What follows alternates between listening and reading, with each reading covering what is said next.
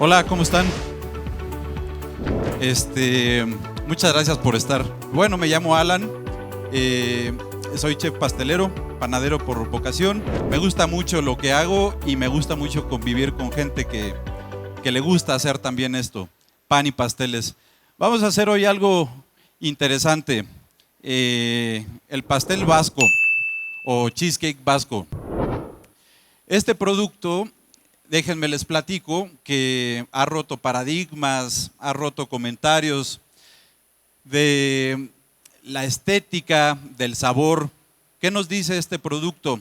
Es un cheesecake que tiene una caramelización bien interesante, que no solamente la estética, mucha crema, muchas frutas, mucho chocolate, sino algo bien ejecutado, es sinónimo de bastante sabor también. En el 2019, el New York Times lo nombra como el sabor del año, porque es un sabor esencial, un sabor donde se nota la caramelización del azúcar, de los lactatos, de la lactosa, y realmente es un producto pues sencillo, realmente sencillo en tema de cocción, en tema de elaboración. Vamos a necesitar de inicio productos de calidad, sino que cumplan unas características interesantes como una buena cantidad de grasa butírica, una buena cantidad de glúcidos compuestos. Esto lo vamos a poner en forma de leche condensada.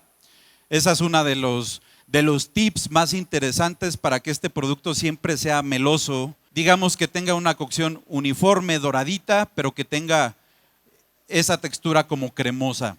Los secretos para un buen resultado: utilizamos ingredientes a temperatura ambiente. Aquí viene una cosa: vamos a utilizar nosotros una Thermomix que se va a estar trabajando sobre 60 grados. No tenemos Thermomix en la casa, es bien sencillo, directo sobre fuego medio, y estar moviendo constantemente. ¿Esto para qué nos va a servir? Nos va a servir para que no haya una emulsión a la hora que batimos los productos, como cuando hacemos un cheesecake, lo metemos a la batidora con pala y nos damos cuenta a media cocción que ya creció y ya se reventó. ¿Esto por qué? Porque los ingredientes que tiene de forma natural el producto tienen la capacidad de hacer una emulsión y de absorber aire. Si nosotros calentamos ese producto, lo llevamos a 60 grados, 57, 55, vamos a romper esa emulsión normal. Fácil, en la casa, baño María mientras estamos haciendo la preparación. El horno debe de estar bien precalentado. Vamos a buscar un horneado caramelizado, no quemado. Ahora les voy a explicar esa diferencia interesante. Y vamos a dejar reposar. Al tener una alta cantidad de grasa butírica en el queso, nos dice que el consumo tiene que ser por lo menos a temperatura ambiente, pero debe de tener un reposado o un deshornado después de la cocción. Es decir, lo vamos a dejar reposar forzosamente 18 horas, tal vez 24 horas en refrigeración. De hecho, cuando ven que sale el producto del horno, como que parece que está crudo, que está bastante flojo, es completamente normal. Miren, en el tiempo que me he desarrollado en la carrera en esto de la pastelería, saben el gran amor que tengo por México. Ahora donde vivo, que es en la península de Yucatán, hay un ingrediente bastante interesante que es el queso de bola.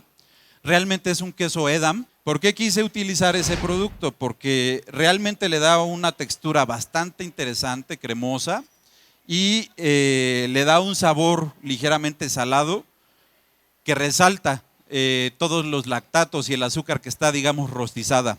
Vamos a calentar nuestra crema. La crema que sugiero que utilicen es una crema que tenga al menos 35% de grasa butírica. En este caso estoy utilizando una crema Nestlé UHT que funciona perfectamente. Lo que voy a hacer es calentar más o menos 60, 65 grados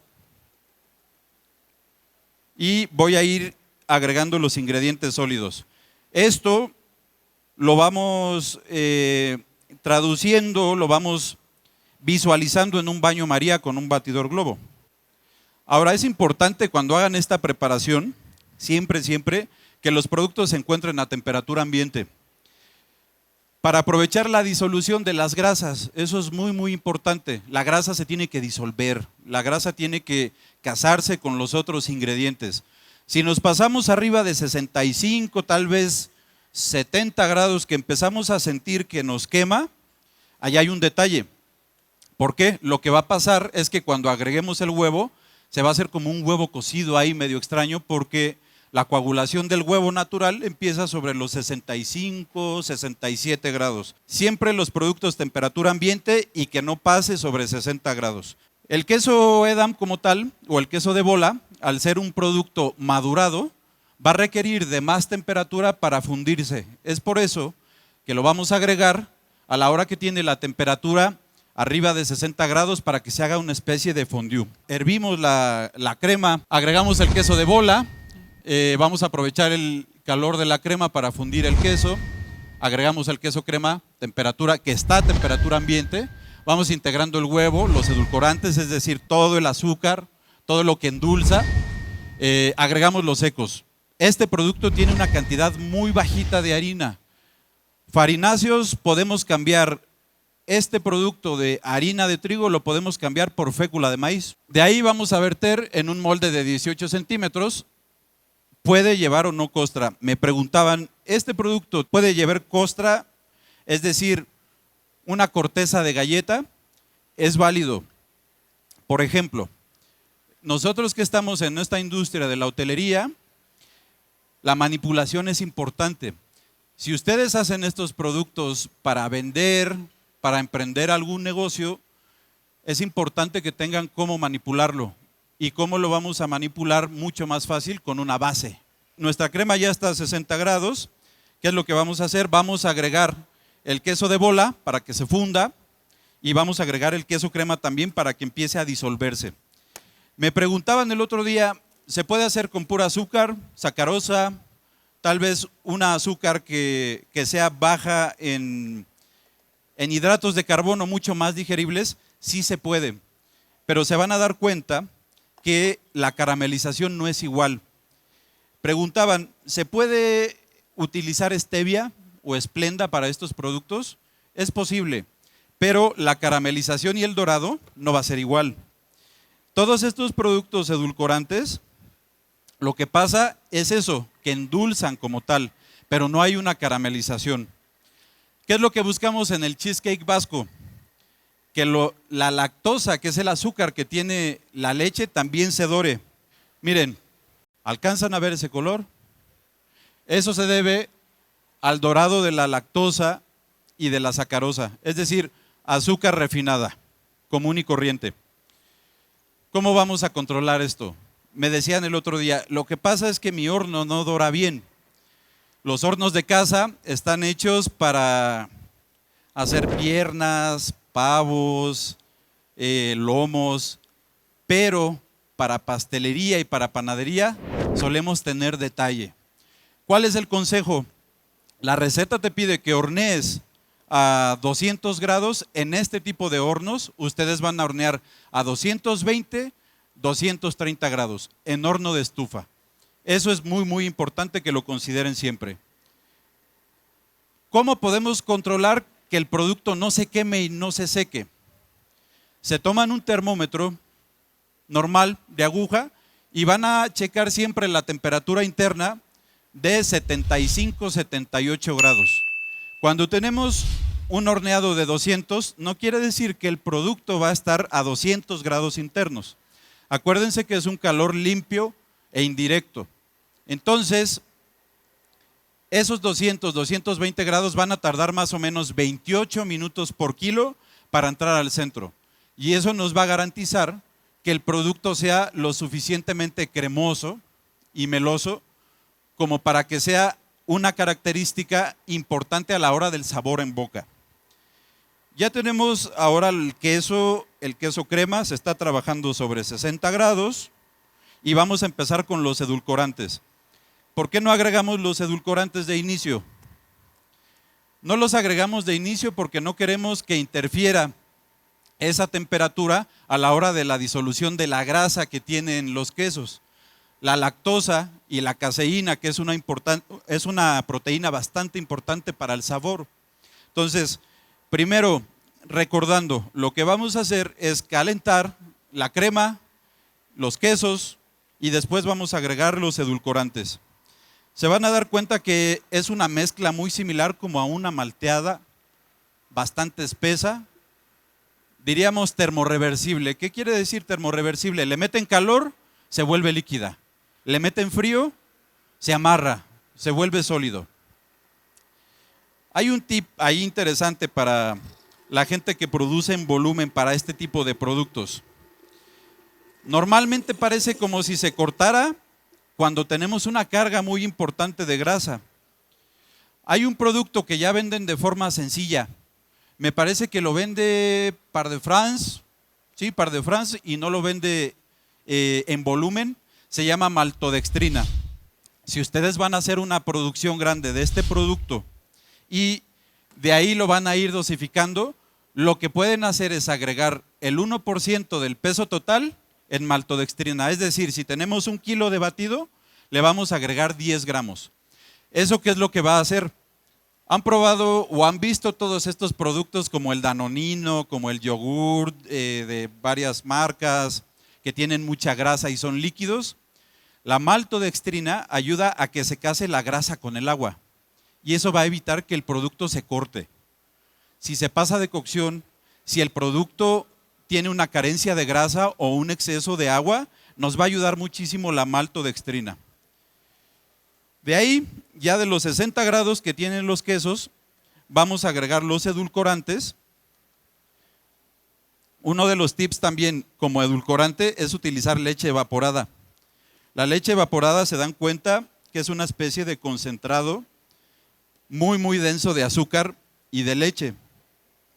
¿Qué es lo que va a hacer eso? Va a hacer que después del horneado ese azúcar no tome rigidez. Entonces, si ponemos una parte de sacarosa o azúcar refinada y una parte de azúcar de leche condensada, leche lechera, va a ser siempre suave. Hay muchos productos que utilizan lechera para preservar como tal el producto, pero la idea y la verdadera razón es que es un azúcar anticristalizante que nos va a dejar siempre el producto suave. Ahora, si se dan cuenta en la receta que solamente lleva, como para 1000 gramos, solamente lleva 10 gramos de harina, ¿para qué nos ayuda? La harina nos va a ayudar nada más protegiendo un poquito que no vaya a haber una separación a la hora de la cocción de las grasas, que no se nos vaya a cortar. Pero no es un ingrediente que sea decisivo para que el producto quede al 100% bien. Esos 10 gramos por más o menos 1 kilo de batido nos va a ayudar a proteger que no se divida el producto sin agregar ningún aditivo. Pueden cambiar por fécula de maíz, por fécula de papa, por fécula de yuca o harina de yuca, que es un producto sin gluten y sin ningún problema pueden tener un excelente resultado. Bueno, otro tema bastante importante en la cocción del cheesecake vasco. Me decían, ¿es necesario que tenga baño María? Porque muchas personas lo cocen con baño María. ¿Esto para qué nos puede ayudar o nos puede perjudicar? Los cheesecake como tal o los batidos de queso, tenemos la costumbre siempre de meter una cantidad de humedad importante en el horno. ¿Qué es lo que va a pasar ahí? Lo que va a pasar es que con esa humedad vamos a hacer que crezca un globo. Que crezca, que crezca, que crezca y en algún momento ese globo va a colapsar. No es necesario que tengamos baño María o vapor a la hora de esta cocción. Lo que tenemos que considerar es en la formulación o la receta que tenga la cantidad suficiente de líquido. En este caso, crema para batir, grasa butírica como tal. Por último, a la preparación, vamos a agregarle el huevo. Igual ayer me decían, ¿puedo utilizar huevo pasteurizado, huevo líquido o algún otro tipo de huevo? Sí, sí se puede. Nosotros que trabajamos en volumen, normalmente, por practicidad, utilizamos huevo pasteurizado, por seguridad alimentaria y por cuidar las normas que nos marcan en la hotelería, pero el huevo fresco nos da las mismas características sin ningún problema y nos ayuda a la misma preservación del producto, no tiene mayor problema. El batido del cheesecake vasco realmente lo estamos trabajando como un licuado tibio, no como un batido o un acremado. Uno de los errores que cometemos cuando hacemos batidos de queso crema, cheesecake, New York cheesecake, cheesecake tradicional, es que metemos en la batidora con el globo, con la pala y le damos hasta que casi se salga de ahí de la batidora. Eso nos va a dar un defecto de fabricación, va a hacer que se rompa por completo. Se dan cuenta, es como una especie de atole. Cuando sale del baño María o de la termo, es prácticamente líquido y es completamente normal. De hecho, se ven porciones del queso crema, eso nos va a ayudar siempre a resaltar el sabor. Del queso Edam o queso de bola, eso nos va a ayudar muchísimo. A la hora del horneado va a haber una fusión completa, se va a fundir y va a dar una untuosidad bastante interesante. De aquí, ¿qué es lo que corresponde? Los moldes. Los moldes es un tema interesante. A veces buscamos un molde de silicón, buscamos un molde de más sofisticación, tal vez, o de ascenso en la productividad, pero este es uno de los productos que sí requiere un molde de tipo tradicional. Necesitamos metal. ¿Por qué? Porque el metal es un perfecto conductor del calor.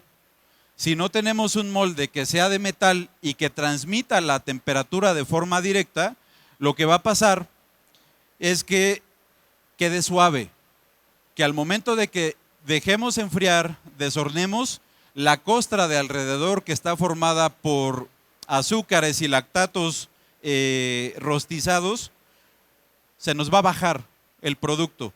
Entonces, aquí no hay mucho que buscarle realmente, no hay mucho que buscar en cuanto a los moldes que sea completamente distinto. La realidad es que no.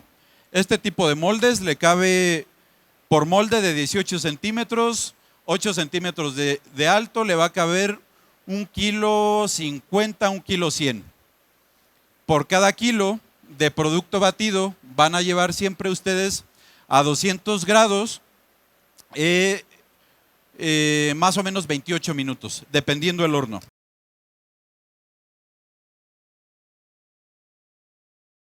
El enfriado normalmente es sobre los 2-4 grados en refrigeración y el consumo, temperatura ambiente. ¿Esto para qué? Para que todos esos tonos de dorado, de rostizado y esa textura cremosa se mantenga siempre. Miren, vamos a hacer una prueba. Tenemos acá, esto quiero que lo vean.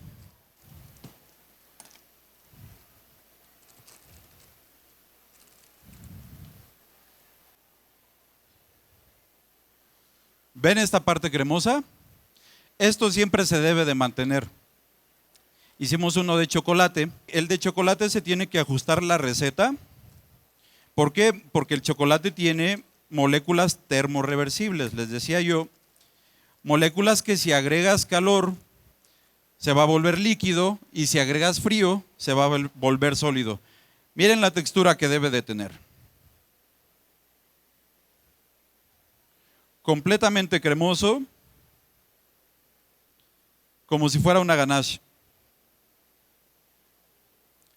¿Qué chocolate utilicé? Utilicé un chocolate de 75%, Amazonía, que va a dar un tono bastante torrefacto, agrio, de carácter en el producto y que no lo va a secar. Me decían, me gustaría que fuera muy amargo y que tuviera un porcentaje muy alto de chocolate. Se puede, pero hay que reformular, hay que subir los agentes que no sean termorreversibles, más grasa, para que el producto siempre quede así cremoso.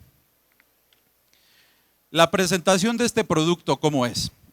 La presentación del producto siempre lo sugiero de la forma más sencilla para que se pueda degustar y para que pueda notarse todas sus propiedades riológicas a la hora de probarlo. No necesitamos tener culis, no necesitamos tener 1 kilo de fruta encima, no necesitamos tener ningún producto que es complementario de. Si queremos utilizar una base por tema de conservación, la base es muy sencilla. Esto apúntenlo. De cada 100 gramos de galleta sablé, galleta sucré, pasta de té, cualquier tipo de galleta de mantequilla, vamos a utilizar 100 por 110. Es decir, tenemos 100 gramos de galleta de mantequilla por 110 gramos de mantequilla.